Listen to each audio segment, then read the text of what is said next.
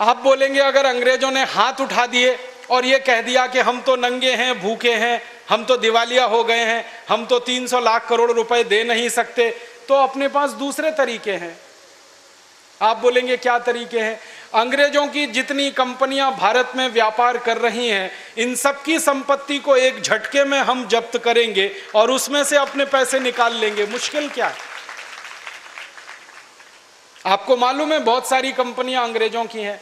Book bond अंग्रेजों की company है, लिप्टन अंग्रेजों की कंपनी है, यूनिलीवर अंग्रेजों की कंपनी है, ऐसी उनकी हजारों कंपनी है, आईसीआई उनकी कंपनी है, कैडबरीज उनकी कंपनी है। इन अंग्रेजों की कंपनियों की संपत्ति को ही जब्त करके हम हमारे पैसे निकाल सकते हैं। इंग्लैंड दिवालिया होता है, हो जाए, हम हमारी संपत्ति यहां से निकाल सकते हैं।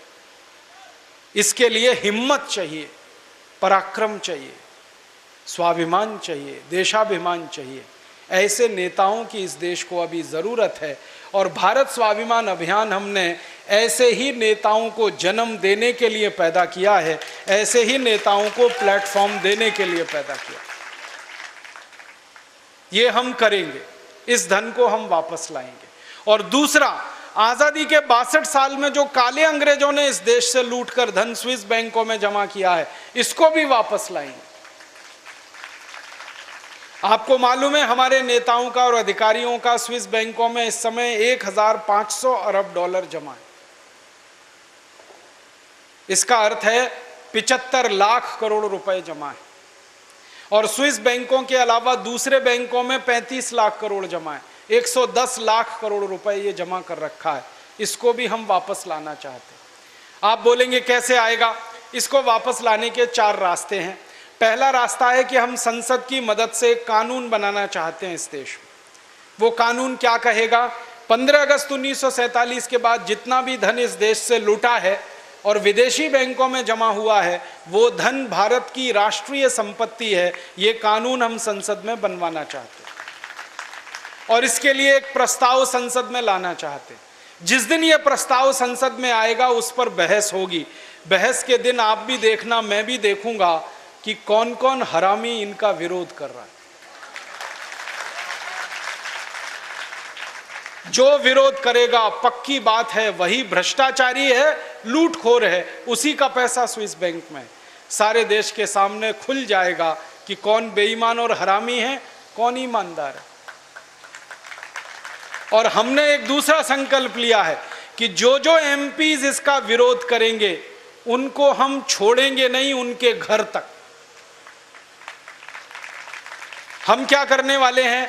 उनके चुनाव क्षेत्र में जाएंगे। परम पूजनीय स्वामी जी खुद जाने को तैयार हैं और उनके लोगों के सामने बताएंगे कि कितना लूटा है इन्होंने देश को।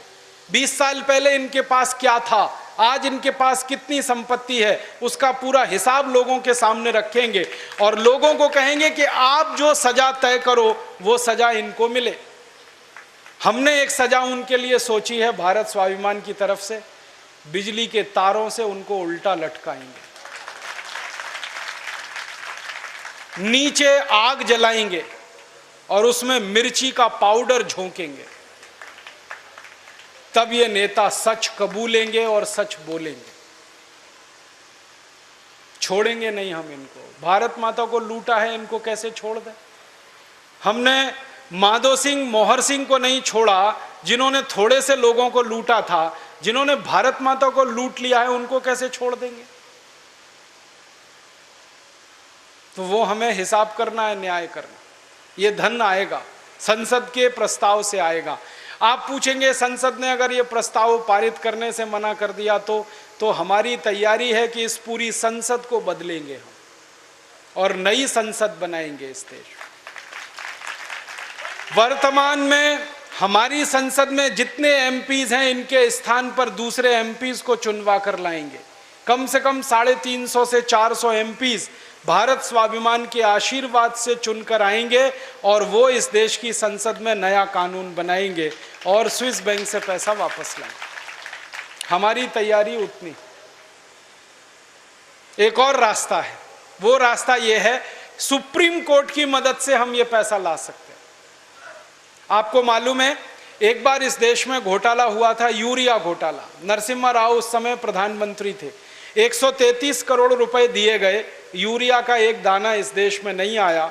सुप्रीम कोर्ट ने इसके लिए जांच करवाई, पता चला कि वो 133 करोड़ रुपए नरसिम्हा राव के बेटे के खाते में जमा हो गया स्विस बैंक। सुप्रीम कोर्ट ने आदेश दिया, नरसिम्हा राव के बेटे की गिरफ्तारी हुई, उसको तिहाड़ जेल में भेजा गया और अभी भी वो जेल में है। नरसिम्हा राव तो अब इस दुनिया में नहीं है, लेकिन उनका बेटा जेल में है। और सुप्रीम कोर्ट ने दूसरा आदेश दिया कि 133 करोड़ रुपए वो व्यक्तिगत संपत्ति नहीं है किसी की, वो राष्ट्र की संपत्ति है, वो पैसा वापस आना चाहिए। सुप्रीम कोर्ट के इस आदेश पर 133 करोड़ रुपए वापस आया। हम सुप्रीम कोर्ट में एक ही अपील करना चाहते हैं कि यूरिया घोटाले का पैसा अगर वापस आ सकता है तो चारा घोटाले का भी पैसा आ सकता है, बोफोर्स घोटाले का भी पैसा आ सकता है, सभी घोटालों का पैसा आ सकता है। और शायद सुप्रीम कोर्ट हमारी बात सुने। चौथा एक रास्ता है अपने पास, अंतर्राष्ट्रीय अदालत में हम स्विट्जरलैंड के खिलाफ मुकदमा कर सकते हैं और स्विट्जरलैंड अपराधी है इसके लिए, तुरंत उसका फैसला हमारे पक्ष में आएगा और हम मुकदमा करेंगे। 50 देश हमारे साथ मुकदमा करने को तैयार हैं, क्योंकि उन सभी देशों के भ्रष्ट नेताओं का पैसा स्विस बैंक में है, वहां से भी ये पैसा ला सकते हैं। और आखिरी एक रास्ता है, हम चाहें तो दादागिरी करके भी ये पैसा स्विट्जरलैंड से वापस ला सकते हैं। है कितना बड़ा देश स्विट्जरलैंड, हमारे देश के एक जिले के बराबर का देश है। 2 घंटे की कार चलाओ तो स्विट्जरलैंड की सीमा खत्म हो जाती है, इतना छोटा सा देश। मुझे कभी कभी हंसी आती है कि सारे भारतवासी एक साथ खड़े होकर पेशाब भी कर दें तो स्विट्जरलैंड बह जाएगा उसमें। है कितना बड़ा। उस देश के पास अपनी आर्मी नहीं है, एयरफोर्स नहीं है, नेवल फोर्स नहीं है, पुलिस नहीं है। हम एक भपकी देके, धमकी देके ला सकते हैं सारा पैसा। और अभी थोड़े दिन पहले अमेरिका ने ऐसा किया। आपको मालूम है, अमेरिका में एक राष्ट्रपति आया, बराक ओबामा। पहली बार अमेरिका के इतिहास में एक काला आदमी राष्ट्रपति बना है। गोरे लोगों के देश में काला आदमी राष्ट्रपति बना है। गोरे लोगों का अमेरिका में वोट है 85%, काले लोगों का वोट है 15%, फिर भी काला आदमी राष्ट्रपति बन गया। जानते हैं क्यों? बराक ओबामा ने अमेरिका के लोगों से वायदा किया था कि अगर मैं राष्ट्रपति बनूंगा तो अमेरिका के भ्रष्ट नेताओं का पैसा जो विदेशी बैंक में है उसे वापस लाऊंगा। अमेरिका के लोगों ने उसको जिताया और इतिहास बनाया। इतने वोटों से अमेरिका में कोई राष्ट्रपति आज तक नहीं जीता जितने से बराक ओबामा। जीतने के बाद उसने पहले ही 15 दिन में ये कानून बनाया और स्विस बैंक से 470 अरब डॉलर बराक ओबामा वापस लाया।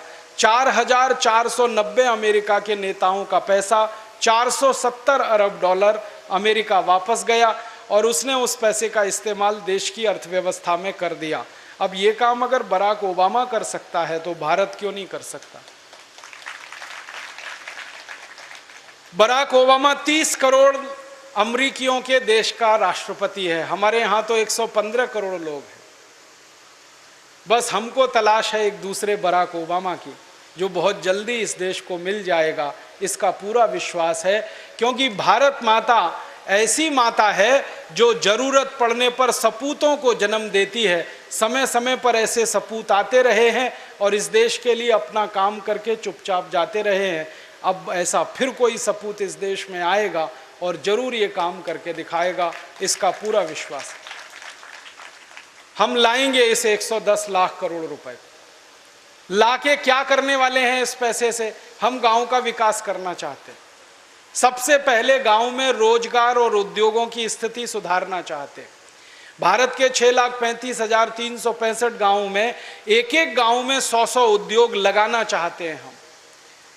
क्यों? हर गांव वाले को वही काम मिले जो उसके गांव में, बाहर ना जाना पड़े, शहर में ना जाना पड़े, झुग्गी झोंपड़ियों में जीवन ना बिताना पड़े, ऐसी व्यवस्था हम करना चाहते हैं। हमने हिसाब निकाल के देखा क्या क्या उद्योग गांवों में लग सकते हैं। भारत में 2 लाख गांव हैं जहां कपास पैदा होती है। कपास से चरखा चला के सूत बनाया जा सकता है, वो सूत से कपड़ा बनाया जा सकता है। ये काम 2 लाख गांव में हो सकता है और एक एक व्यक्ति को इसमें अगर हम रोजगार देना शुरू करें तो 15 करोड़ ग्रामीण नागरिकों को खादी बनाकर, चरखा चलाकर सूत बनाकर, कपड़ा बनाकर रोजगार दिया जा सकता है बहुत आसानी से, वो हम करना चाहते हैं। फिर दूसरा उद्योग गांव-गांव में क्या हो सकता है? सरसों गांव में पैदा होती है, तिलहन गांव में होता है। सरसों और तिलहन का तेल गांव में निकाला जा सकता है और गांव का तेल डब्बा बंद करके शहरों में बेचा जा सकता है। गांव में अगर बिजली नहीं है तो भी कोल्हू चलाकर बैलों की मदद से तेल निकाला जा सकता है, जो पहले हजारों साल इस देश में निकलता रहा और इस देश के लोगों की सेहत तंदुरुस्त बनाता रहा। अभी हम शहरों से जो डिब्बाबंद तेल लाते हैं, आप जानते हैं उनमें तेल कम, मिलावट ज्यादा है, क्योंकि सरकार ने बड़ी कंपनियों को यह अधिकार दे रखा है कि वो पामोलिन तेल मिलाकर कोई भी तेल बेच सकते। और पामोलिन तेल एक इतना खतरनाक तेल है जो शरीर में कभी पचता नहीं है, वो खून में जमा होता रहता है और वही हृदय घात का कारण बनता है। हम चाहते हैं गांव-गांव में शुद्ध तेल बने, सरसों का तेल बने, तिलहन का तेल बने, नारियल का तेल बने, कोल्हू उसके लिए लगे, घर घर में ये काम हो और तेल का बाजार इस देश में 56,000 करोड़ रुपए का है। करोड़ों ग्रामीण वासियों को रोजगार इसमें मिल सकता है। एक तीसरा काम हम करना चाहते हैं कि भारत में जो जो गांव में गेहूं पैदा होता है वो सभी गांवों में गेहूं का आटा बन सकता है। हम चक्की चलवा सकते हैं, गेहूं का आटा बनवा सकते हैं, उस आटे को अच्छी पैकिंग करके शहरों में बेचा जा सकता है। और परम पूजनीय स्वामी जी ने एक संकल्प लिया है कि अगले साल 1000 आरोग्य केंद्र पूरे देश में हम शुरू करने जा रहे हैं और गांव-गांव की बहनों की चक्की चलाकर जो पैदा हुए गेहूं का आटा है वो पैकेट में भरवाकर हम बिकवाएंगे और उनको रोजगार उपलब्ध करवाएंगे। इस देश में 90,000 गांव हैं जहां आलू पैदा होता है। जिन गांव में आलू होता है वहां आलू का चिप्स बन सकता है और शहरों में बिक सकता है। हमारे देश में विदेशी कंपनियां आकर 400 रुपए किलो आलू का चिप्स बेचती हैं, तो हम गांव के लोग 50 रुपए किलो तो बेच ही सकते हैं आलू का चिप्स। 65 से 70,000 गांव में टमाटर पैदा होता है, टमाटर की चटनी उन गांव में बन सकती है और शहरों में बिक सकती है। अचार है, पापड़ है, बड़ी है, मुरब्बा है, ये सब गांव-गांव में पैदा होके शहरों में बिक सकते हैं। 100 से ज़्यादा उद्योग गांव में लग सकते हैं। बस ज़रूरत उनके लिए पैसे की है। वो पैसा स्विस बैंक से जब आएगा तो हम इस काम में लगाने वाले हैं और इस तरह उद्योग व्यवस्था गाँव में खड़ी करने वाले। जैसे ही गाँव में ये उद्योग खड़े होंगे, एक उद्योग में 10 आदमी को काम मिलेगा, हर गाँव में 1000 परिवारों को काम मिलेगा और किसी गाँव में 1000 से ज़्यादा परिवार नहीं है। हमारे संपूर्ण गांव को रोजगार हम दे सकते हैं। गांव में रोजगार मिलना शुरू हुआ तो शहर खाली होने लगेंगे। झुग्गी झोंपड़ियों में जो गांव के लोग शहर में रहते हैं वो वापस अपने गांव जाने लगेंगे, तो शहर रहने लायक हो जाएंगे और गांव आबाद हो जाएंगे। ये दोनों काम हम इस व्यवस्था से करना चाहते हैं। इसमें जितना खर्च आएगा उसके बाद हम गाँव में सड़क बनाना चाहते हैं, बिजली की व्यवस्था करना चाहते हैं। हमने तो एक योजना बनाई है कि 10 गांव के बीच में एक बिजली घर बनाना, 1 मेगावाट का 4.5 करोड़ के खर्चे में बनता है। 1 लाख गांव के बीच में अगर बिजली घर लग जाए तो 4.5 लाख करोड़ के खर्चे में, और अपने पास फंड है 110 लाख करोड़ का। 24 घंटे हर गांव में बिजली रहेगी जैसे शहरों में रहती, 1 मिनट बिजली नहीं जाएगी। और छोटे पावर स्टेशन लगेंगे तो उसका बड़ा फायदा है। अभी क्या होता है, 1000 मेगावाट 1500 मेगावाट के पावर स्टेशन बनते हैं, उनमें जो बिजली पैदा होती है वो 12-13 हज़ार वोल्ट की बिजली पैदा होती है। घरों में जो बिजली हम जलाते हैं वो 110 वोल्ट की होती है। अब पावर स्टेशन में 12,000 वोल्ट की बिजली को घरों में लाते लाते 110 वोल्ट पे बदलना पड़े तो स्टेप डाउन करना पड़ता है और हज़ारों यूनिट बिजली उसमें फालतू में खर्च हो जाती है। इस व्यवस्था को हम बदलना चाहते हैं। हम चाहते हैं कि घरों की बिजली छोटे पावर स्टेशन से आए, कारखानों की बिजली बड़े पावर स्टेशन से आए, बड़े पावर स्टेशन कारखानों के लिए चलें, छोटे पावर स्टेशन घरों के लिए चलें। बिजली की व्यवस्था में ये हम क्रांतिकारी काम करके इस देश में हर गांव को जगमगाता हुआ देखना चाहते हैं जैसे शहर जगमगाते हैं। हम इस देश के गांवों में लाखों चिकित्सालय खोलना चाहते हैं, हॉस्पिटल, डॉक्टर, चिकित्सा की व्यवस्था करना चाहते हैं। सब तरह की सुविधाएं गांव में हम देना चाहते हैं और वो सारी सुविधाओं को देने के लिए कुल पैसे की जरूरत है 50 लाख करोड़ और हमारे पास है 110 लाख करोड़। 50 लाख करोड़ खर्च करके भी 60 लाख करोड़ बचेगा उसको भारत माता के नाम से किसी बैंक में हम खाता खोल के रख देंगे, फिक्स डिपॉजिट में रख देंगे, 10% का ब्याज अगर सालाना मिलेगा तो 6 लाख करोड़ का तो ब्याज आ जाएगा और उसी से देश का बजट बन जाएगा। किसी भी नागरिक से टैक्स लेने की ज़रूरत नहीं पड़ेगी और हम इस देश में टैक्स की व्यवस्था को पूरा पलटना चाहते हैं। अंग्रेजों ने जो टैक्स लगाए थे वो सारे टैक्स हम हटाना चाहते हैं, किसी को टैक्स नहीं देना पड़ेगा। जब टैक्स नहीं देंगे आप तो हर चीज़ सस्ती हो जाएगी। 100 रुपए की चीज़ 30 रुपए में मिलेगी, 200 रुपए की चीज़ 60 रुपए में मिलेगी, चीनी सस्ती होगी, डीजल सस्ता होगा। एक दिन मैंने हिसाब जोड़ा, सारे टैक्स खत्म हो जाएं तो 35 रुपए लीटर का डीजल 7 रुपए लीटर में मिलेगा। सारे टैक्स खत्म हो जाएं तो 50 रुपए लीटर का पेट्रोल 12 रुपए लीटर में मिलेगा। सारे टैक्स खत्म हो जाएं 350 रुपए का रसोई गैस का सिलेंडर 45 रुपए में मिलेगा। सारे टैक्स खत्म हो जाएं इस देश के तो 15 रुपए किलो का नमक 50 पैसे 1 रुपए किलो में मिलेगा। सारे टैक्स खत्म हो जाएं इस देश में तो 90 रुपए की दाल 12-13 रुपए किलो में मिलेगी। सारे टैक्स खत्म हो जाएं इस देश के, हर चीज़ सस्ती हो जाएगी तो गरीबों को जिंदगी बिताना आसान हो जाएगा। ऐसी व्यवस्था हम देश में लाना चाहते हैं। फिर कोई हमें पूछेगा भाई टैक्स नहीं लेंगे तो सरकार कैसे चलेगी? स्विस बैंक से लाए हुए पैसे के ब्याज से चलेगी, टैक्स लगाना क्यों? जिंदगी भर वो पैसा ब्याज देता रहेगा, हर साल 10% का ब्याज मिलेगा, जरूरत ही नहीं है। और एक व्यवस्था हम करना चाहते हैं, इस देश में आजकल पाकिस्तान नाम का देश जाली नोट भिजवाता है। 18,000 करोड़ के हर साल जाली नोट आते हैं। 15 से 20% करेंसी हमारी जाली नोटों की हो गई है। धीरे धीरे ये अर्थव्यवस्था को ख़त्म कर सकती है। तो हम उसका समाधान ढूंढ रहे हैं। वो क्या कि पाकिस्तानी एजेंट जो भारत में आते हैं जाली नोट लेकर, वो 1000, 500 और 100 के नोट लेके आते हैं। जब जब पाकिस्तानी एजेंट पकड़े जाते हैं तो उनके पास 1000, 500, 100 के नोट होते हैं। एक बार एक सीबीआई अधिकारी को मैंने पूछा कि ये पाकिस्तानी एजेंटों को आप जब पकड़ते हो तो 1000, 500, 100 के नोट जो आते हैं उनसे पूछो कि यही नोट लेके वो क्यों आते हैं? 50 का नोट क्यों नहीं लाते? 20 का क्यों नहीं लाते? 10 रुपए का नोट क्यों नहीं लाते? तो एक सीबीआई अधिकारी ने पूछा पाकिस्तानी एजेंट को, तो उसने कहा कि साहब 50 रुपए का नोट हम इसलिए नहीं ला सकते कि उसको बनाने में 53 रुपए खर्च हो जाते हैं। 20 का नोट बनाने में 25 रुपए खर्च हो जाते हैं। 10 का नोट बनाने में 15 खर्च हो जाते हैं। तो वो तो पाकिस्तान के लिए घाटे का सौदा है, इसलिए 10, 20, 50 के नोट नहीं लाते, 1000, 500, 100 के लाते हैं। तो हमने अब ये तय किया है कि इस देश में से 1000, 500 और 100 के नोट ही खत्म कर दिए जाएं, छोटे ही नोट रखे जाएं इस देश। जिन जिन के पास 1000, 500, 100 के नोट हैं वो रिजर्व बैंक में जमा करें, उसके बदले में 50-50 के नोट लेके अपने घर चले जाएं। फिर हम देखेंगे कि कौन माई का लाल 10 करोड़ की रिश्वत देता है किसी को। अभी 10 करोड़ की रिश्वत तो एक ब्रीफ केस में आ जाती है, 1000 के नोट लेके वो दे आते हैं।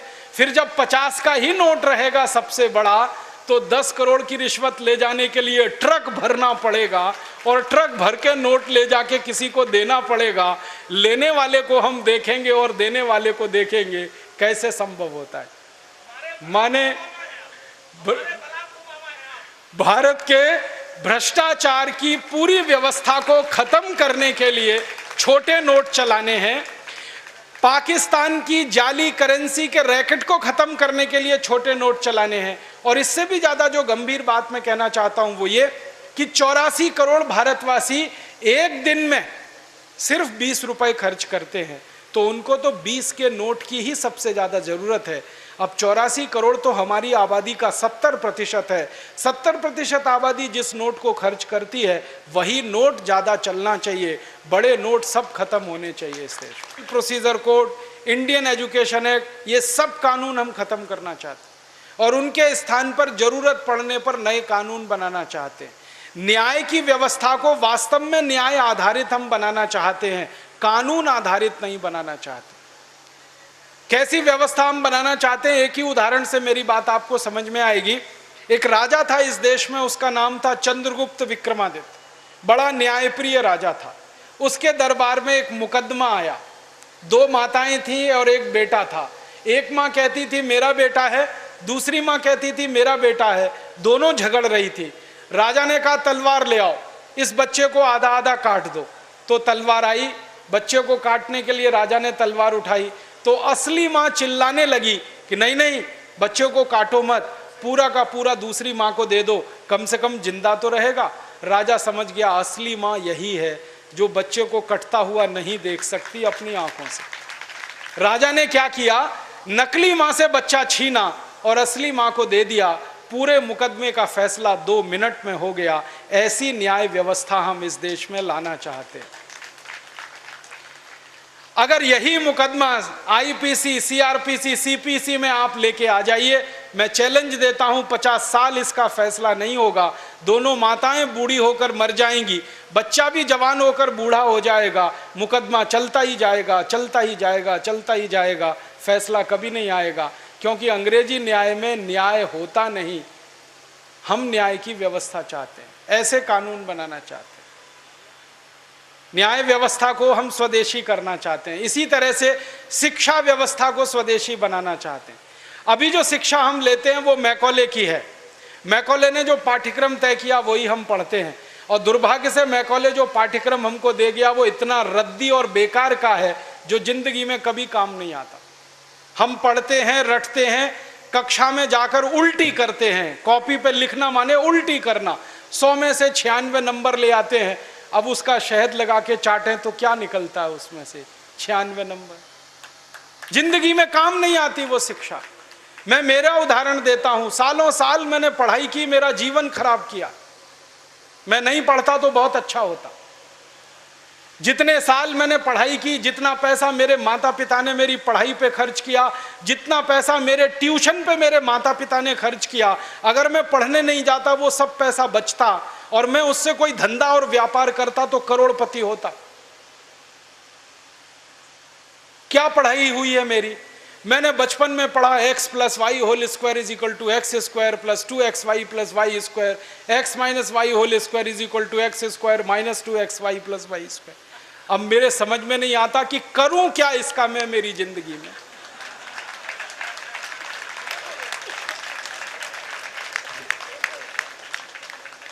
मेरे गणित के प्रोफेसर ने मुझको पढ़ाया, मैंने रटा, रट के दिमाग खराब किया, घंटों घंटों बर्बाद किए, किलो किलो कागज मैंने लिख लिख के खराब किए, और वो मेरी जिंदगी में आज तक काम नहीं आया। x + y होल स्क्वायर क्या करूं मुझे मालूम ही नहीं। मेरे गणित के प्रोफेसर को एक दिन मैंने कहा कि आपने मुझे ये क्यों पढ़ाया x + y होल स्क्वायर, मेरी जिंदगी में तो काम नहीं आया। तो मेरे गणित के प्रोफेसर कहते हैं यार काम तो मेरे भी नहीं आया, मुझको किसी ने पढ़ाया, मैंने तुमको पढ़ाया। ये भेड़िया धसान क्यों चला रहे हो इस देश में? जो काम नहीं आता वो क्यों पढ़ा रहे हो इस देश के बच्चों को? बचपन में मुझे पढ़ाया गया अमेरिका का पहला राष्ट्रपति कौन, क्या करूं इसका? मान लीजिए मुझे मालूम है अमेरिका का पहला राष्ट्रपति जॉर्ज वॉशिंगटन, करूं क्या? मालूम है मुझे, क्या करूं इसका? मैं सब्जी खरीदने जाता हूं बाजार में, सब्जी वाले को कहता हूं देखो मुझको मालूम है अमेरिका का पहला राष्ट्रपति जॉर्ज वॉशिंगटन था, वो सब्जी देगा क्या मुझे? फालतू में रटा रटा के मेरा दिमाग खराब कर दिया। अमेरिका का पहला राष्ट्रपति कौन? और मुझे इतना दुख होता है, तकलीफ होती है कि कोई मुझे ये पूछना शुरू करे कि तुम्हारे परिवार का पहला राष्ट्रपति कौन? मुझे नहीं मालूम। मेरे परिवार के राष्ट्रपति से मतलब मेरे दादा, दादा के दादा, दादा के दादा, दादा, कहीं से हमारा कुल शुरू हुआ ना, तो मेरे कुल का पति माने मेरा पहला पिता, वो कौन? नहीं मालूम। और अमेरिका का पहला राष्ट्रपति मालूम है। और मुझे तो इतना दुख होता है कि अमेरिका का पहला ही राष्ट्रपति नहीं मालूम, 250 राष्ट्रपति मालूम है मुझे उनके, और मेरे कुल के 2.5 आदमी के नाम नहीं मालूम मुझे। मेरे पिताजी का नाम मालूम है, उनके पिताजी का, उसके आगे बढ़ता हूं तो सब ब्लैंक हो जाता है, याद ही नहीं मुझे। क्या करना है ऐसी शिक्षा से? काम की क्या है ये? बचपन में मुझको पढ़ाया कनाडा का क्लाइमेट कैसा, कनाडा का, भारत का नहीं, कनाडा का। कनाडा की जलवायु क्या है, क्या करूं उसका कनाडा की जलवायु का। मैं तो कभी कनाडा जाने वाला नहीं, कनाडा मेरे घर में कभी आने वाला नहीं, उसकी जलवायु पढ़ के करना क्या है। मैं शिवपुरी में रहता हूं, मैं भोपाल में ग्वालियर में रहता हूं, मुझे शिवपुरी की जलवायु मालूम है तो कुछ काम आने वाली है, कनाडा की जलवायु क्या काम आने वाली है। कभी जिंदगी में मौका मिला कनाडा जाने का जिसका कोई दूर दूर तक संभावना नहीं है, तब जाके वो बात कभी काम आएगी। उसके लिए रट रट के पढ़ पढ़ के दिमाग खराब कर दिया घंटों घंटों, ऐसा फालतू इतिहास पढ़ाया। अकबर बड़ा महान था, होगा, मैं क्या करूं। अकबर महान था, ठीक है, मैं क्या करूं उसका, मेरी जिंदगी में उससे क्या फायदा होने वाला है अकबर की महानता से। मतलब मैं कहना यह चाहता हूं कि जो ज्ञान हम ले रहे हैं हमारी शिक्षा में, वो जिंदगी में कभी काम नहीं आता। आप ईमानदारी से अपने बारे में एक दिन ये करना, मेरी बात है इसलिए नहीं, आपने जो जो पढ़ा है अपनी जिंदगी में याद करो, उसमें से कितना आपके काम आया। शायद आप 100 का नंबर निकालेंगे तो 5 भी काम नहीं आया, 5% भी काम नहीं आया। जो काम नहीं आया पढ़ा क्यों, फिर रटा क्यों उसको। और आप ऐसे सोचो, दूसरा उल्टा सोचो कि हमने जितना पढ़ा वो कितना हमें याद है। याद उतना ही रहेगा जो रोज काम आता है, बाकी कचरे को दिमाग निकाल के ऐसे ही फेंक देता है। जो याद ही नहीं रहे और काम नहीं आए उसको पढ़ना और पढ़ाना क्यों। तो मैंने सोचा कि शिक्षा व्यवस्था बदलना बहुत ज़रूरी है। हमारे बच्चों के ऊपर इतना बोझा हो गया है, इस बोझे ने बच्चों को ख़त्म कर दिया। कभी कभी तो मुझे इतना अफसोस होता है, अखबारों में खबर पढ़ता हूँ 12वीं कक्षा का रिजल्ट आया, इतने बच्चों ने आत्महत्या कर ली। क्यों, फेल हो गए। बच्चे थोड़ी फेल हुए हैं, परीक्षा की पद्धति फेल हुई है हमारी, बच्चे फेल नहीं हुए। बच्चों के बारे में तो सारी दुनिया कहती है कि वो तो कच्ची मिट्टी के घड़े के जैसे हैं, जैसा आप शेप दोगे वैसे हो जाएंगे। हमारे बच्चों को हमारे अध्यापक और परीक्षा वाले शेप नहीं दे पाए, इसलिए परीक्षा पद्धति फेल हुई है, बच्चे फेल नहीं हुए। मुझे तो कई बार यह कहने के मन करता है कि बच्चों को फेल करने वाले अध्यापकों को फेल करना चाहिए, क्योंकि उन्होंने पढ़ाया नहीं ठीक से, समझाया नहीं बच्चों को ठीक से। और इस शिक्षा पद्धति में क्या भेड़िया धसान है।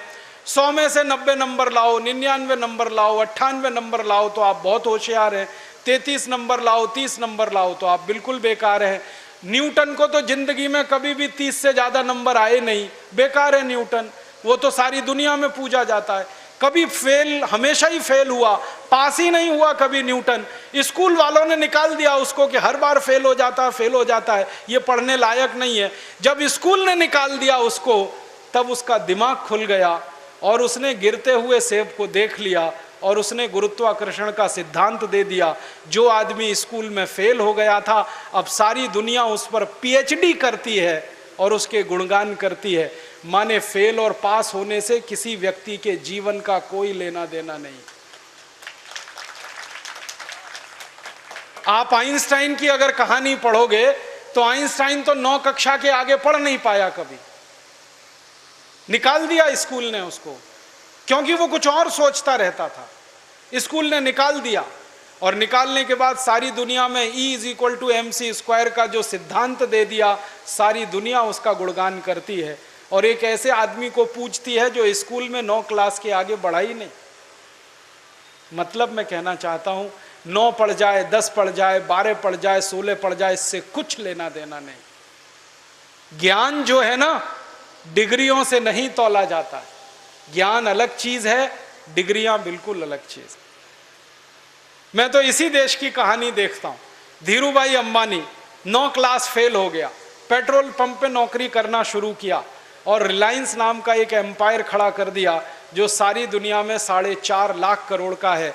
9 क्लास फेल आदमी 4.5 लाख करोड़ का एम्पायर खड़ा करके छोड़ गया। इसका माने ज्ञान का डिग्री से कोई संबंध नहीं है।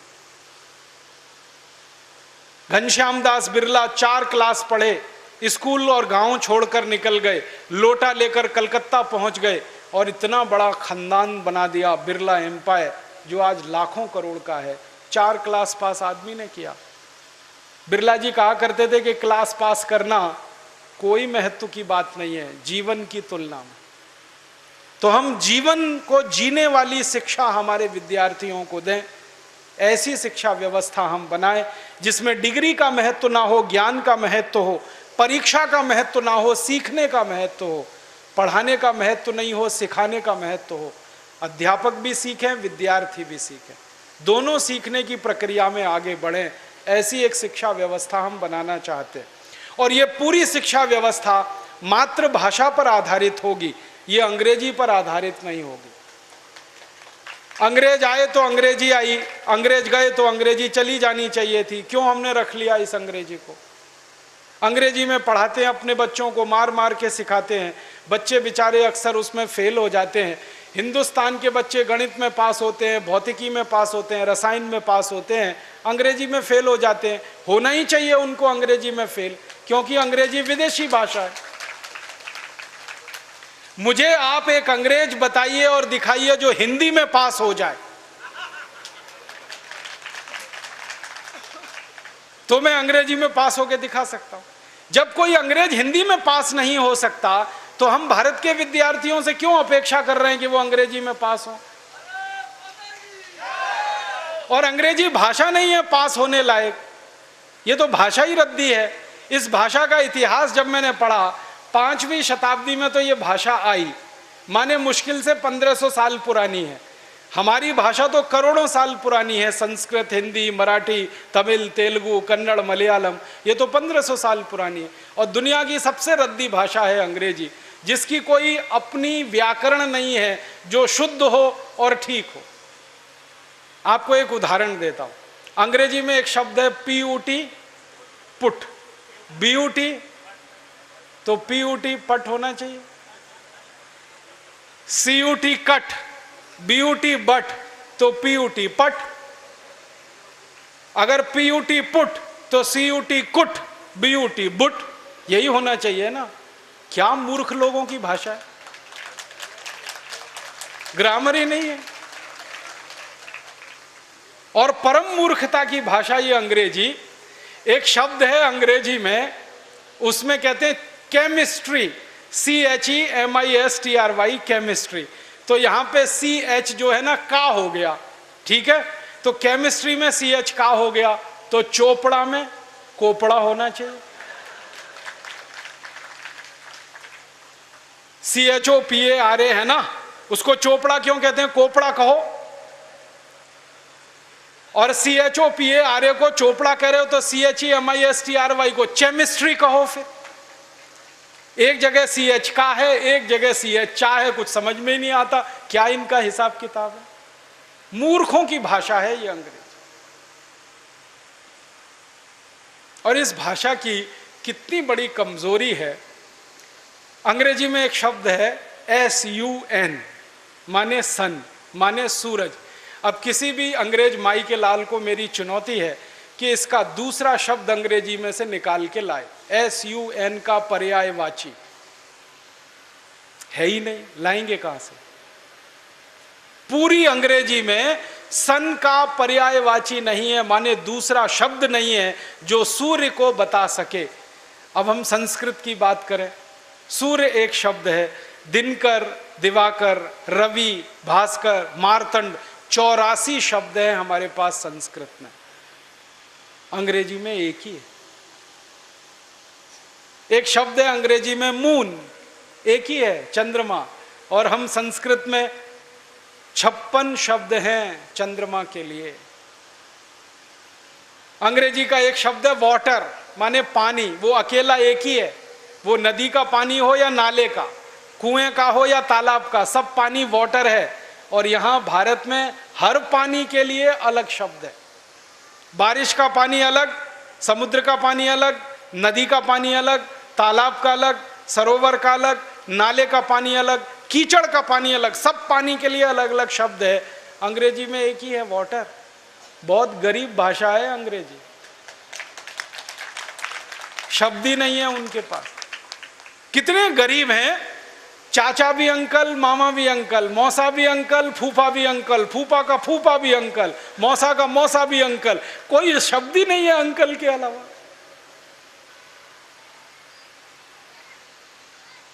और चाची, मामी, मौसी सब आंटी, कोई दूसरा ही शब्द नहीं है उनके। हम तो मूर्ख लोग इस अंग्रेजी में फंस गए, अकल नहीं हमारी तो मारी गई है। हमारे देश में जो अंग्रेजी पढ़ गए ना, अकल उन्हीं की मारी गई है। जो नहीं पढ़े वो बहुत होशियार। पता है, मैं कुछ लोगों के घरों में जाता हूं, मैंने जिंदगी में एक नियम बनाया। वो नियम यह है कि होटल में खाना नहीं खाऊंगा, होटल में ठहरूंगा नहीं। तो झक मार के मुझे घरों में ही ठहराना पड़ता है, खाना खिलाना पड़ता है, क्योंकि मैं खाता नहीं, होटल में ठहरता नहीं। तो हर बार नए नए घरों में जाता हूँ खाना खाने, रहने के लिए। तो अंग्रेजी पढ़े लिखे लोगों के घर में भी जाता हूँ, तो वो कैसे मूर्ख दिखाई देते हैं मुझे उसका उदाहरण बताता हूँ। वो ना तो अंग्रेज है ना तो हिंदुस्तानी है, खिचड़ी है बीच की। और वो खिचड़ी कैसी है, किसी के घर में गया तो पिताजी का नाम घर में राम दयाल, माताजी का नाम गायत्री देवी, बेटे का नाम टिंकू। अब मैं यही पूछता हूं कि राम दयाल और गायत्री देवी का टिंकू कहां से आ गया।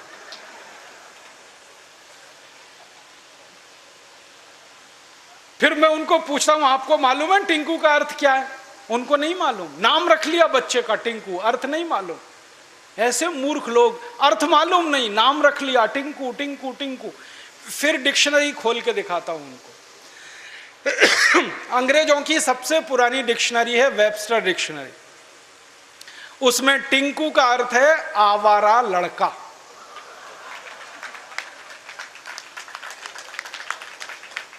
जो लड़का बाप की ना सुने, मां की ना सुने, वो टिंकू है। और हम क्या कर रहे हैं, पढ़े लिखे मूर्ख लोग, आज्ञाकारी लड़के को टिंकू टिंकू टिंकू बोल बोल के आवारा बनाने की तैयारी कर। ऐसे अंग्रेजी मूर्खों के घरों में जब मैं जाता हूं तो ऐसे ही नाम मिलते हैं, बबली, डबली, डब्लू, बबलू। क्या मतलब है डब्लू, बबलू, बबली, डबली? डिम्पल, ट्विंकल, कुछ मतलब ही नहीं। कुछ भारत में नाम की कमी हो गई है क्या? और इससे भी बड़ी बड़ी मूर्खताएं मैं देखता हूं। कोई अधकचरे हिंदुस्तानी, माने आधा अंग्रेज आधा हिंदुस्तानी के घर में जाऊं तो इंप्रेशन जमाने के लिए, माने रौब जमाने के लिए अंग्रेजी झाड़ेगा।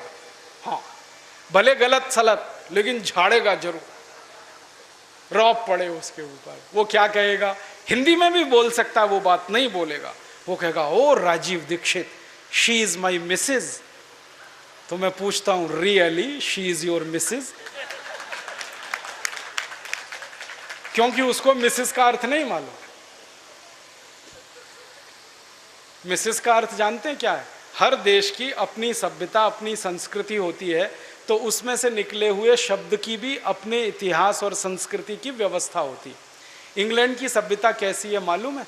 इंग्लैंड की सभ्यता में एक सबसे खराब बात है जो आपको कभी पसंद नहीं आएगी, कि वहां एक स्त्री और एक पुरुष जिंदगी भर साथ कभी भी नहीं रहते, बदलते रहते हैं। जैसे हम कपड़े बदलते हैं ना, वैसे वो एक दूसरे को बदलते रहते हैं।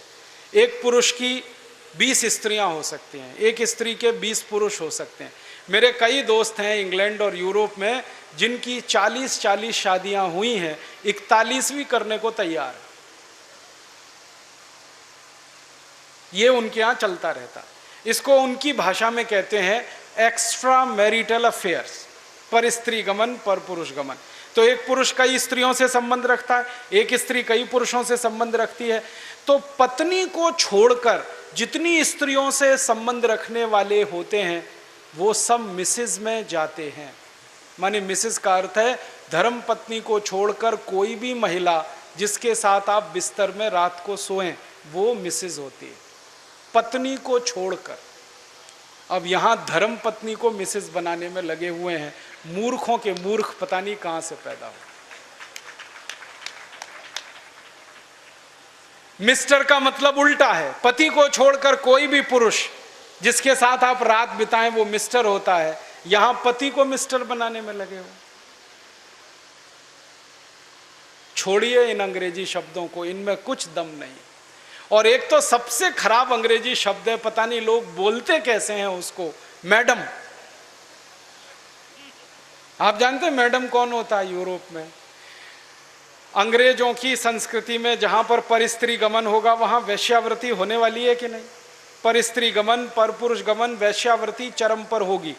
तो वैश्याएं जो अपने कोठों को चलाती हैं, अपने वैश्यावृत्ति के काम में लगी हुई वैश्याओं की जो प्रमुख वैश्या होती है उसको मैडम कहते हैं।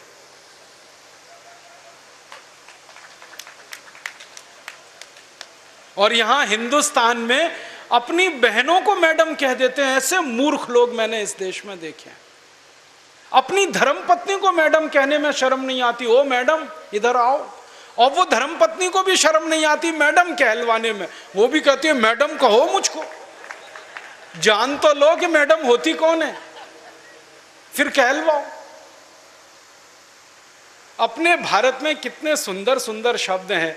श्रीमती, श्री माने लक्ष्मी, मति माने बुद्धि, बुद्धि माने सरस्वती, लक्ष्मी। तो जहां सरस्वती लक्ष्मी एक साथ निवास करे वो श्रीमती, उसको हमने मिसेस बना दिया। ये मूर्खाधिपति हमारे देश में, अंग्रेजी पढ़े लिखे, इन्होंने बड़ा सत्यानाश किया, बेड़ा गर्क किया इस देश का। इस अंग्रेजी भाषा ने किया, फिर इन्होंने और ज़्यादा किया। मेरा आपसे हाथ जोड़कर निवेदन है, इस अंग्रेजी भाषा में मत फंसिए, कुछ इसमें रखा नहीं है, दम नहीं है। कभी कभी तो मैं लोगों के घरों में जाता हूँ, इतना गुस्सा आता है मुझे। कभी कभी अंग्रेजी पढ़े लिखे लोगों के घर में जाता हूँ तो छोटे छोटे बच्चे होते हैं ना, उनको उनके माता पिता कहते हैं देख बेटा अंकल आए हैं, जरा पोएम तो सुना। मैं कहता हूँ भाई मैं अंकल नहीं हूँ, मुझे या तो मामा बना लो या चाचा बना लो, दोनों में ही आपका फायदा है, मेरा भी फायदा है। मामा बनो तो भी फायदा, चाचा बनो तो भी फायदा, अंकल में तो कुछ रखा नहीं है। फिर उनके माता पिता को कहता हूँ ये आप इनको पोएम क्यों सुनवाते हैं, कविता सुनवाओ ना। तो उनको पोएम और कविता का अर्थ ही पता नहीं है, पोएम अलग है कविता अलग है। अब वो बच्चे चालू हो जाते हैं टेप रिकॉर्डर की तरह से और पोएम सुनाते हैं मुझको, rain rain go away come again another day little baby wants to play. अब मैं बच्चे को पूछता हूँ तुमको मालूम है इसका अर्थ क्या है? नहीं मालूम। किसने सिखाया? मम्मा ने सिखाया। मम्मा को पूछा आपको अर्थ मालूम है रेन रेन गो अवे? नहीं मालूम। किसने बताया? टीचर ने बताया। टीचर को पूछो, उनको भी अर्थ नहीं मालूम। तो रटाया क्यों फिर बच्चे को? अर्थ ही नहीं पता। फिर बच्चों को मैं बताता हूं देखो इसका अर्थ ये है, बारिश बारिश तुम चली जाओ मत आओ क्योंकि मुझे खेलना है। माने छोटे बच्चे को खेलना है, इसलिए वो बारिश को कह रहा है बारिश बारिश तुम चली जाओ, यहां मत आओ क्योंकि मुझे खेलना है। अब ये बच्चे कविता गा रहे हैं, बारिश बारिश तुम चली जाओ, यहां मत आओ, मुझे खेलना है। और ये ईश्वर से प्रार्थना के रूप में कविता है। करोड़ों बच्चों ने ये कविता गाई और ईश्वर ने सुन ली तो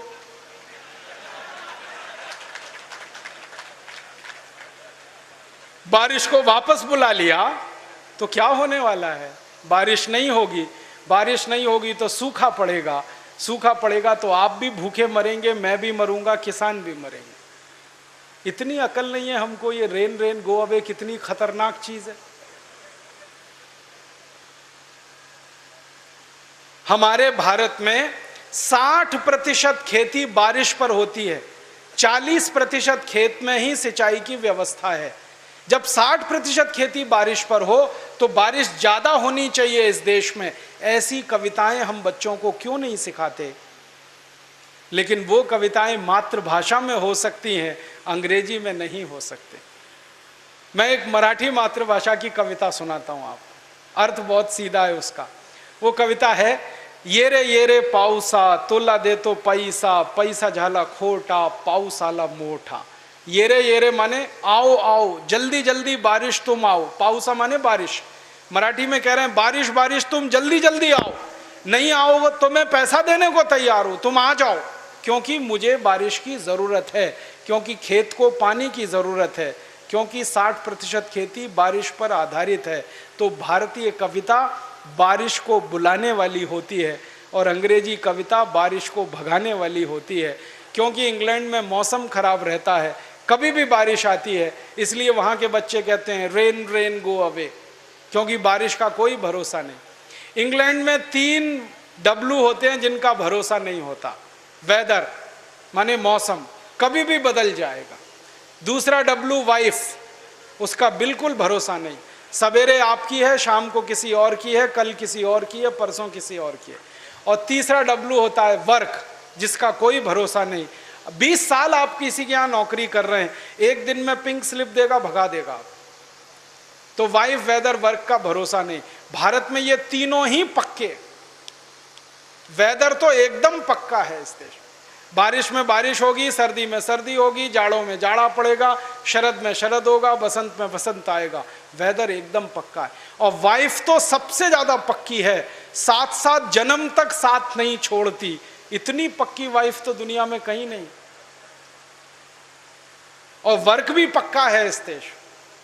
तो यहां तो बिल्कुल उल्टा मामला है। हमारी कविताएं तो ऐसी होनी चाहिए जैसा हमारा स्वभाव, जैसी हमारी परंपरा, जैसा हमारी संस्कृति, जैसी हमारी सभ्यता। अंग्रेजों की कविताएं हम क्यों सीखें, क्यों सिखाएं?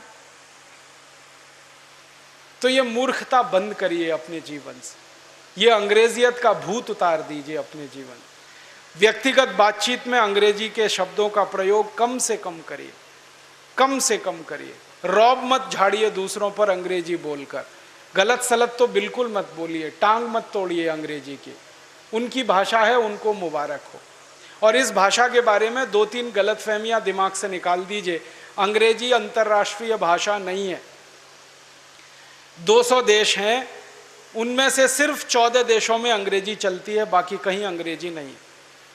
फ्रांस में फ्रेंच है, जर्मनी में जर्मन है, रूस में रशियन है, जापान में जापानीज है, चीन में चाइनीज है, हॉलैंड में उनकी अपनी भाषा है, डेनमार्क में डेनिश है। सब देशों की अपनी भाषाएं हैं। अंग्रेजी सिर्फ उन्हीं देशों में है जो अंग्रेजों के गुलाम थे। Australia, New Zealand, Canada, Bharat, Pakistan, Bangladesh, America, ये सब अंग्रेजों के गुलाम देश हैं, इसलिए अंग्रेजी, बाकी नहीं है। और अंग्रेजी दुनिया की सबसे रद्दी भाषा है क्योंकि शब्दों की संख्या सबसे कम है और व्याकरण इसका सबसे ज्यादा मूर्खता वाला है। यूनाइटेड नेशंस में भी अंग्रेजी नहीं चलती, वो फ्रेंच में काम करते हैं। एक बार मैंने पूछा उन लोगों को कि आप अंग्रेजी में काम क्यों नहीं करते, उन्होंने कहा बेकार भाषा है। फ्रेंच में क्यों काम करते हैं, वो कहते हैं बहुत वैज्ञानिक भाषा है। मैं पूछा फ्रेंच की वैज्ञानिकता क्या है, तो उन्होंने मुझे इतनी गहरी बात कही। उन्होंने कहा कि फ्रेंच में शब्द रूप और धातु रूप दोनों अलग अलग हैं। तो मैं पूछा ये कहाँ से आपने सीख लिया? उन्होंने कहा ये हमने संस्कृत से सीख लिया, क्योंकि संस्कृत में शब्द रूप और धातु रूप अलग अलग। संस्कृत दुनिया की सब भाषाओं की माँ है, इसलिए संस्कृत सीखिए, लोगों को सिखाइए, संस्कृत बोलिए, लोगों को बुलवाइए। हिंदी सीखिए, हिंदी सिखाइए, मराठी, तमिल, तेलुगु, कन्नड़ सीखिए, सिखाइए। इस अंग्रेजी की टांग मत तोड़िए। फिर आप बोलेंगे जी दुनिया में व्यापार करना है तो अंग्रेजी चाहिए। बिल्कुल नहीं चाहिए। जापान के लोग सारी दुनिया में व्यापार करते हैं जापानीज में, जर्मनी के लोग सारी दुनिया में व्यापार करते हैं जर्मन में, रूस के लोग सारी दुनिया में व्यापार करते हैं रशियन में। अगर वो ये सब कर सकते हैं तो हम भी कर सकते हैं हिंदी में और संस्कृत में। अंग्रेजी सिर्फ उन्हीं लोगों को सीखनी चाहिए जो इंग्लैंड जाएं, और जब जाएं वीजा मिले तो सीख लेना। अभी से क्यों दिमाग खराब कर रहे हो अपना? और इंग्लैंड जाने का वीजा 115 करोड़ को तो मिलने वाला है नहीं, तो जबरदस्ती बचपन से क्यों सिखा रहे हो इन सबको? और इसका सबसे बड़ा दुष्परिणाम जानते हैं क्या होता है? जब मार मार के किसी बच्चे को आप अंग्रेजी सिखाते हैं, उसकी जिंदगी का 6 गुना समय आप बर्बाद कर देते हैं। जो बात बच्चा मातृभाषा में 1 घंटे में सीखता है, वही बात अंग्रेजी में सीखने में 6 महीने लग जाते हैं उसको। कितना समय बर्बाद किया आपने उसका? मैंने एक दिन हिसाब निकाला, सारा पाठ्यक्रम हम हिंदी में कर दें, मातृभाषा में कर दें, तो इंजीनियरिंग की पढ़ाई 2 साल में हो जाती है, मेडिकल की पढ़ाई 1.5 से पौने 2 साल में हो जाती है। इतना समय हम बचा सकते हैं। पहली कक्षा से 12वीं कक्षा तक अंग्रेजी हटा दी जाए तो जितना 12 साल में हम बच्चों को सिखाते हैं वो 2 साल में सिखा सकते हैं। समय बचा सकते हैं, पैसा बचा सकते हैं, तनाव कम कर सकते हैं दिमाग का। इसलिए हम चाहते हैं कि पूरी शिक्षण व्यवस्था इस देश में मातृभाषा में हो, बचपन से लेकर उच्च शिक्षा तक। और अंग्रेजी का प्रयोग इस देश में खत्म हो, चाहे वो सुप्रीम कोर्ट में, चाहे हाई कोर्ट में। अगर सुप्रीम कोर्ट में हम मुकदमा करें तो मैं हिंदी जानता हूं, जज को भी हिंदी आनी चाहिए, और जज अगर हिंदी नहीं जानता तो उसको सुप्रीम कोर्ट में लाने की जरूरत क्या है? जिनको हिंदी आती है उनको जज बनाओ, और जिनको हिंदी आती ही नहीं है, सिर्फ अंग्रेजी जानते हैं, उनको सबको लंदन भेजो, इंग्लैंड भेजो। वो इस देश के किस काम के हैं? पैसा हिंदी वासी लोगों के खून पसीने की कमाई के टैक्स का लेंगे और न्याय अंग्रेजी में देंगे। ये कौन सी व्यवस्था है? न्याय भी हिंदी में देना पड़ेगा। वादी को हिंदी आती है, प्रतिवादी को हिंदी आती है, जज को भी हिंदी आनी ही चाहिए। क्यों नहीं आनी चाहिए? भारत में नहीं आएगी तो किस देश में आएगी? तो न्याय व्यवस्था में हिंदी, प्रशासन व्यवस्था में हिंदी, संसद में भी हिंदी होनी चाहिए। मुझे तो बहुत नेताओं पर क्रोध आता है, वोट मांगने के लिए जब वो आते हैं तो मातृभाषा में आपसे बात करेंगे, गधे को बाप बनाएंगे। संसद में चुनकर ही पहुंचते हैं तो गिटपिट अंग्रेजी बोलना चालू कर देते हैं। किसके लिए संसद चलाते हैं? 1% लोगों को इस देश में अंग्रेजी समझती है, 99% लोगों को नहीं समझती। संसद में किसको सुनाने के लिए अंग्रेजी में बात करते हैं? मुझे भारत के पूर्व प्रधानमंत्री श्री अटल बिहारी वाजपेयी की एक बात याद आती है। वो कहा करते थे कि यूनाइटेड नेशन न्यूयॉर्क में जाके हिंदी बोलना आसान है, भारत की संसद में हिंदी बोलना बड़ा मुश्किल का काम है। इतनी अंग्रेजियत हमारे देश में आ गई। अटल जी ने न्यूयॉर्क में, संयुक्त राष्ट्र में हिंदी में धारा प्रवाह भाषण दिया था। वो कहते हैं कि यहां झक मार के अंग्रेजी में बोलना पड़ जाता है अपनी संसद। ये शर्मनाक स्थिति बदलनी पड़ेगी हमें। मातृभाषा में सारे काम हमें करने हैं। हमें हमारे जीवन में कुछ संकल्प लेने हैं। वो ये, हम भारतवासी हैं तो भारतीय भाषाओं में अपने जीवन को चलाएं, भारतीय भूषा पहनना शुरू करें, ये अंग्रेजी भूषा छोड़ें। मुझे तो बड़ी शर्म लगती है, इस देश के लोग क्या मूर्खता करते हैं। अंग्रेज चले गए, उनकी भूषा पकड़ के रखी हुई है, टाई, कोट, पैंट और काला कोट, भयंकर गर्मी में और गर्मी देने वाला। इस देश के वकीलों को देखता हूं, जून की भयंकर गर्मी में 50 डिग्री सेंटीग्रेड के तापमान में अदालत में अंधाधुंध बहस करते हैं, काला कोट चढ़ाकर और टाई लगाकर। पसीना पसीना अंदर से होता रहता है, कोट पर पसीना जमता रहता है, कोट सफेद सफेद हो जाता है। उसको उतारो तो 10 मीटर दूर बदबू आती है उस पसीने की। इसको उतार के क्यों नहीं फेंक देते इस काले कोट को? अंग्रेजों के जमाने में काला कोट होता था, अब अंग्रेजों के जाने के बाद काले कोट का मतलब क्या? हटाओ इसको। कभी कभी मैं ऐसे दृश्य देखता हूं, आप भी देखते होंगे। एक बारात जा रही है, बारात में दूल्हे राजा 3 पीस सूट और टाई लगा के घोड़े पे चढ़कर बैठे हुए हैं। मूर्खों के मूर्ख, सुपर इडियट। शादी वाले दिन इतनी इडियोसिटी, इतनी मूर्खता की जरूरत क्या? और जून की भयंकर गर्मी में दूल्हे राजा घोड़े पर 3 पीस सूट लाद के चढ़े हैं, पसीना पसीना हो रहे हैं। ससुराल में जाके चिल्लाते एसी लाओ, कपड़े उतार के फेंक दो, एसी की जरूरत क्या है? और उस दूल्हे राजा को मैं कहता हूं, भाई तुम 3 पीस सूट और टाई लगा के अपनी दुल्हन को लेने आए हो तो अपनी दुल्हन को स्कर्ट पहना के लेके जाओ, तब तो समझ में आता है। क्योंकि अंग्रेज आदमी जब सूट और टाई पहनता है तो उसकी पत्नी स्कर्ट पहनती है, तब तो दोनों एक जैसे हैं ना। हम कहते हैं पति पत्नी गृहस्थी के 2 पहिए हैं, एक पहिया साइकिल का, दूसरा ट्रैक्टर का, कैसे चलेगी ये? एक को तो 3 पीस सूट और पहना दिया टाई, और पत्नी को साड़ी में, तो पत्नी को स्कर्ट में रखो, तुम 3 पीस सूट और टाई में रहो। या तुम पत्नी को साड़ी में रखते हो तो खुद धोती कुर्ता क्यों नहीं पहनते? भारतीय पोशाक कितनी अच्छी पोशाक है, धोती कुर्ता पजामा खुला रहता है ना, अंदर हवा जाती रहती है। पतलून एकदम टाइट पहन लेते हैं और जीन्स चढ़ती नहीं है तो जमीन पर लेट जाते हैं, 45 डिग्री पे पांव उठा के खींच खींच के चढ़ाते हैं। ऐसी टाइट जीन्स पहन के बैठे, और चढ़ गई तो उतरती नहीं है, और कई बार उसके साथ बहुत कुछ उतर जाता है।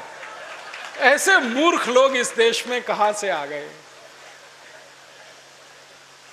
ये अंग्रेजी भूषा छोड़ो, अंग्रेजी भाषा छोड़ो, सब कुछ बंद करो, ये अंग्रेजों का खत्म करो इसको, ये ठीक नहीं। हम भारतीय हैं, भारतीय भाषा इस्तेमाल करें, भारतीय भूषा इस्तेमाल करें, भारतीय भोजन इस्तेमाल करें। हमारा भोजन अपने बहुत स्वास्थ्य के लिए अच्छा है। रोटी, चावल, दाल, सब्जी, इडली, सांभर, रसम, उत्तपम, बड़ा, ये सब, pizza, burger, hot dog, cold dog, chow mein, ये सब अंग्रेजी भोजन। और विचित्र विचित्र नाम है, हॉट डॉग, गरम कुत्ता, कोल्ड डॉग, ठंडा कुत्ता, खा रहे हैं उसको। या क्या मूर्खता का भोजन है। एक वो डबल रोटी होती है, पाव रोटी, जो सड़े मैदे से बनती है। आप कभी अगर बनता हुआ देख लें तो उसको छू नहीं सकते, इतनी गंदे तरीके से वो बनती है। मैदे को सड़ाते जाते हैं, फर्मेंट करते हैं, फिर उससे डबल रोटी बीच से काटते हैं, कुछ सलाद भर दिया, खीरा, ककड़ी, फिर कहते हैं हॉट डॉग हो गया, कोल्ड डॉग हो गया। क्या मूर्खता। अपने पास इडली, सांभर, रसम, उत्तपम, इतनी वैरायटीज इस देश में है। यूरोप और अमेरिका में तो कुछ नहीं है। पाव रोटी, डबल रोटी, यही खाते हैं पूरे देश में। 24-25 देशों में एक ही भोजन है और कुछ है ही नहीं। गेहूं है, गेहूं से आटा बनाते हैं। आटे को मूर्ख लोग रोटी नहीं बना पाते क्योंकि रोटी बनाना नहीं आता। पूरे यूरोप में, अमेरिका में किसी को रोटी बनाना नहीं आता। भारत की हर माँ और बहन को आता है, यूरोप की किसी स्त्री को नहीं आता। वो आटा दे दो उनको गेहूं का और कहो रोटी बनाओ, तो इतना पानी डाल के उसको सान सून के रख देते, पता ही नहीं है कि कितना पानी डालते हैं, कितना रेशियो, कितना प्रपोर्शन। मैंने तो यूरोप में ऐसी मूर्ख माताएं देखी हैं, दही जमाना नहीं आता उनको। हाँ, वो दही का पाउडर ले आते हैं, पानी में घोल के पी जाते हैं, ना दही ना मट्ठा। हमारे घर की हर मां को दही बनाना आता है और सब्जी बनाना किसी को नहीं आता। बाजार से बनी बनाई सब्जी डब्बे में लाते हैं, प्लेट में रख के ऊपर से नमक डाल के खा जाते हैं। सब्जी बनाना नहीं आता, दाल बनाना नहीं आता, रोटी बनाना नहीं आता। हमको सब कुछ आता है। टेक्नोलॉजी में हम उनसे बहुत ऊंचे हैं। गेहूं का एक आटा जिसको किसी भी भारतीय माँ और बेटी या बहन को दे दो, उससे 50 किस्म की चीज़ें वो बना सकती है। पूरी बना सकती है, कचौरी बना सकती है, पराठा बना सकती है, आलू का पराठा, गोभी का पराठा, फिर मटर का पराठा, पता नहीं कितने तरह के पराठे, कितनी तरह की पूरी, कितने तरह की कचौरी। एक दिन मैंने हिसाब निकाला, मैं भारत में जन्म ले लिया उस दिन से और जिस दिन मैं मरूंगा उस दिन तक हर दिन एक नया स्वादिष्ट व्यंजन बना के इस देश में मैं खा सकता हूं। वो यही संभव है, किसी दूसरे देश में संभव नहीं। इतनी व्यंजन की विभिन्नता इस देश में कहीं नहीं। और मुझे तो लगता है कि भारत में सबसे बड़ी शोध अगर हुई है तो रसोई घर में हुई है और कहीं नहीं हुई। इतना अच्छा रसोई घर हमारे पास, फिर हम pizza, burger, hot dog, cold dog, chow mein के लिए परेशान हो।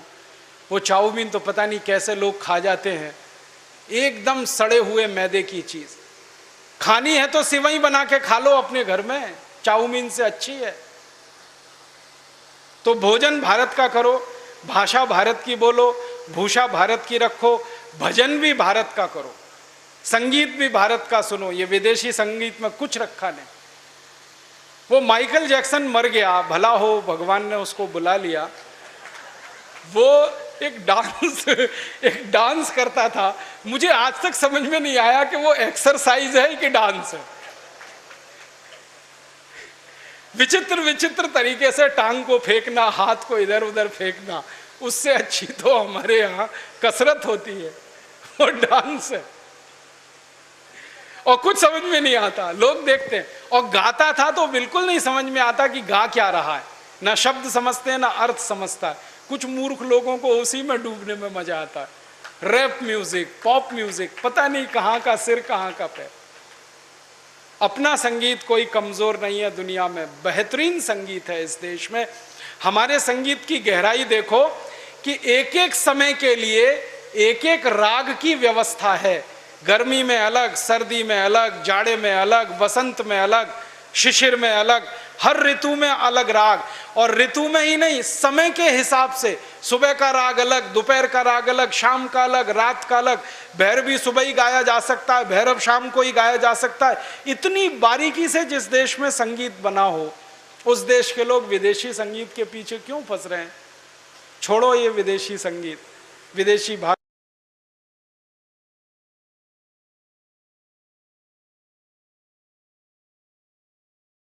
कोई जरूरत नहीं है, फालतू में हम उनका उपयोग कर रहे हैं। पेप्सी कोला, कोका कोला दोनों विदेशी है, हम इसको पी रहे हैं, लोगों को पिला रहे हैं।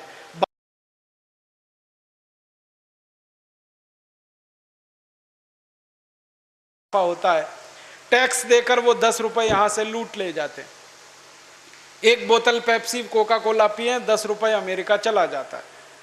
अब हर साल 700 करोड़ बोतल पीते हैं, 7,000 करोड़ अमेरिका चला जाता है। अब ये पैसा जो भारत से अमेरिका चला जाता है, अमेरिका वो पाकिस्तान को दान में दे देता है, पाकिस्तान आतंकवादियों को दान में दे देता है, आतंकवादी उससे बम बना लेते हैं और भारत में लाकर उनको फोड़ देते हैं, और हम पेप्सी पीते हुए भारत माता की जय बोलते रहते। पीने लायक नहीं है ये। बहुत लोगों को मैंने कहा क्यों पी रहे हो, कुछ मजा आता है? कहते हैं मजा नहीं आता, नाक में जलन होती है, आंख में जलन होती है, गले में जलन होती है, खट्टी खट्टी डकारें आती हैं, आंख से आंसू निकल आते हैं, फिर भी मूर्खों के मूर्ख पीते ही रहते हैं उसको। पेप्सी कोला, कोका कोला बनता है फॉस्फोरिक एसिड से, और यही फॉस्फोरिक एसिड से संडास साफ करने वाला फिनाइल भी बनता है, हार्पिक भी बनता है। एक बार मेरे घर में मैंने एक परीक्षण किया था, पेप्सी कोक से मेरे घर का टॉयलेट साफ किया था, बहुत अच्छा साफ होता है। मैंने क्या किया, 1 महीने तक मेरा टॉयलेट साफ नहीं किया, वो खूब गंदा हो गया, पीला पीला कचरा जमा हो गया। पेप्सी कोला की एक बोतल लाया, टॉयलेट पॉट पे गिराया, 20 मिनट के बाद पानी से धोया, टॉयलेट पॉट झकाझक सफेद, एकदम वाइट एंड वाइट। उस दिन से मैंने एक विज्ञापन शुरू किया, ठंडा मतलब टॉयलेट क्लीनर। अब हम उसे पीते हैं और घर में आने वाले अतिथि को भी पिलाते हैं। एक तरफ कहते हैं अतिथि देवता होता है, देवताओं को ही संडास साफ करने का पानी पिलाते रहते हैं, और कुछ अतिथि तो इतने मूर्ख आते हैं, कहते हैं ठंडा लाओ, माने टॉयलेट क्लीनर पिलाओ हमको। क्यों पी रहे हैं? बेकार है, छोड़ दीजिए। मैं आपको एक सच्ची बात बताता हूं, मैं महाराष्ट्र के विदर्भ क्षेत्र में रहता हूं, वर्धा, हिंगन घाट, नागपुर, चंद्रपुर, उस इलाके में कपास की फसल बहुत होती। कपास की फसल पे कीड़े बहुत लगते हैं, उन कीड़ों को मारने के लिए किसान पेप्सी कोला स्प्रे करते हैं और कीड़े मर जाते हैं, क्योंकि पेप्सी कोक में जहर है, chlorpyrifos, endosulfan, malathion, dichromate, monocrotophos, ये सब जहर जो कीड़े मारने के काम आते हैं वो पेप्सी कोक में। मत पियो, ये जहर है। फिर आप बोलोगे क्या पिए? भारत का देशी गन्ने का रस पियो ना, संतरे का रस, मौसमी का रस, गाजर का रस, टमाटर का रस, गाय का दूध, दही की लस्सी, कुछ नहीं मिले तो घड़े का पानी, सस्ता है, क्वालिटी में अच्छा। तो विदेशी वस्तुओं का बहिष्कार करो। इसी तरह से वो कॉलगेट क्लोजअप है ना, ये विदेशी है, इसको छोड़ दो, इसकी जगह नीम का दातुन करो, बबूल का दातुन करो। ये जो कॉलगेट है ना, इसमें एक केमिकल है, उसका नाम है सोडियम लॉरेल सल्फेट, वो कैंसर करता है। अमेरिका में कॉलगेट टूथपेस्ट पर चेतावनी लिखी होती है, कॉलगेट करना स्वास्थ्य के लिए हानिकारक है, क्योंकि उसमें कैंसर करने वाला केमिकल। आप छोड़ो इसको, दातुन करो नीम का, बबूल का। और कॉलगेट कितना महंगा है, 30 रुपए का 100 ग्राम, 300 रुपए किलो। बादाम है 200 रुपए किलो, टूथपेस्ट 300 रुपए किलो। और हम पढ़े लिखे मूर्ख लोग क्या कर रहे हैं, 300 रुपए किलो का पेस्ट मुंह में रगड़ते हैं और वॉश बेसिन में थूकते हैं, और 150 रुपए किलो घी रोटी पे लगा के खाते हैं, और कहते हैं हम बहुत स्मार्ट हैं। मैं कहता हूं और थोड़े स्मार्ट बनो। तो वो पूछते हैं क्या करें? मैं कहता हूं ये 300 रुपए किलो का पेस्ट थूकते क्यों हो? इसी को रोटी पे लगा लगा के खा लो, क्योंकि गाय के घी से महंगा है। ये मूर्खताएं छोड़ दो। आप 300 रुपए किलो का पेस्ट खरीद रहे हो, बंद करो। दातुन खरीदो ना मुफ्त की, फोकट की, नहीं तो दंत मंजन कर लो, लाल दंत मंजन, काला दंत मंजन। अब तो हमारा दिव्य योग दंत मंजन भी है, वो ही ले लो। कम से कम पैसा स्वामी जी के ट्रस्ट में तो जाएगा, तो भारत स्वाभिमान के काम आएगा। आप कॉलगेट को दे दोगे, वो अमेरिका चला जाएगा। और आपको एक गहरी बात बताता हूं, कॉलगेट, क्लोजअप, पेप्सोडेंट, सिबाका, फॉरेंस, ये सभी टूथपेस्ट मरे हुए जानवरों की हड्डियों से बनते हैं, और सवेरे ही सवेरे इनको आप मुंह में रगड़ते हैं, धर्म का नाश कर लेते हैं। उपवास करने वाले तो जरूर रगड़ते हैं ये हड्डियों का चूरा। आप बंद करो इनको।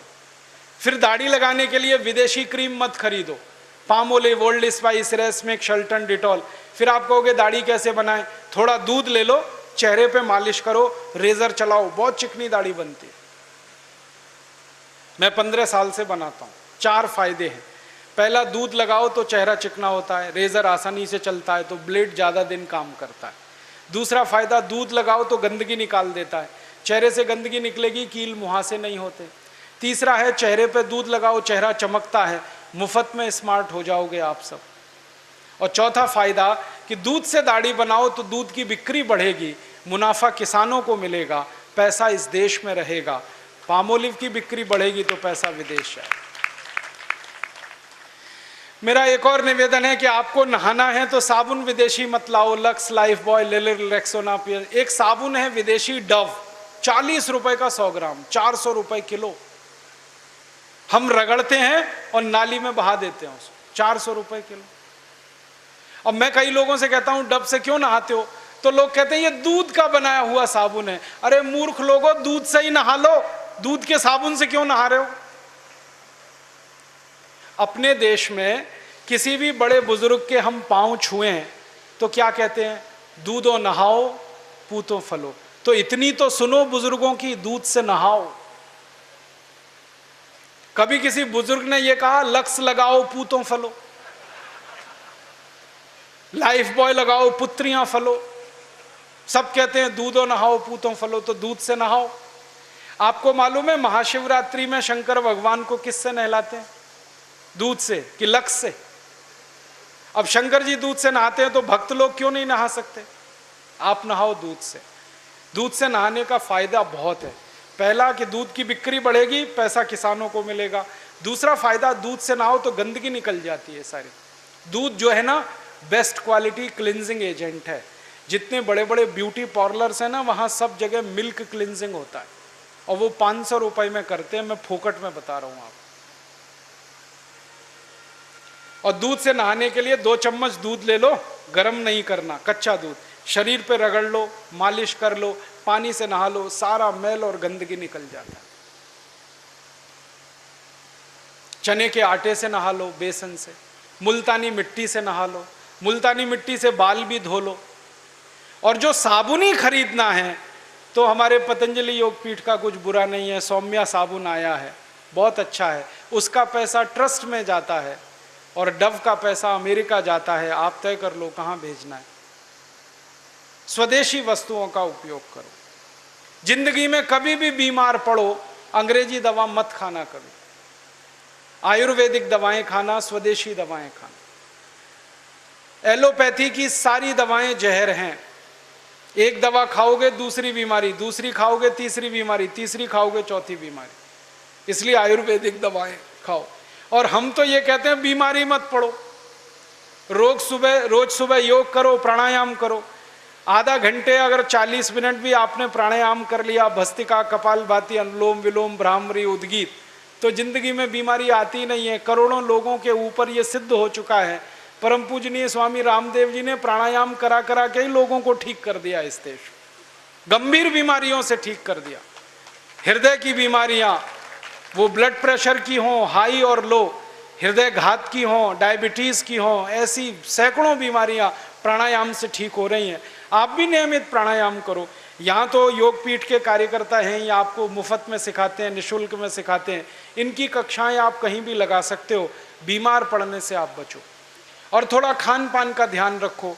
बीमार पड़े तो आयुर्वेदिक दवाओं का ज़्यादा से उपयोग करो। तो विदेशी भाषा बहिष्कार करो, विदेशी भूषा, विदेशी भेषज, विदेशी वस्तुएं, सब विदेशी चीज़ों का बहिष्कार करके स्वदेशी का अंगीकार करके भारत के शहीदों के सपनों को साकार करो। भगत सिंह का यही सपना था, चंद्रशेखर का यही था, महात्मा गांधी का यही था, लाला लाजपत राय का यही था, बिपिन चंद्र पाल का यही था। ये सारे क्रांतिकारी भारत को स्वदेशी बनाना चाहते थे और अब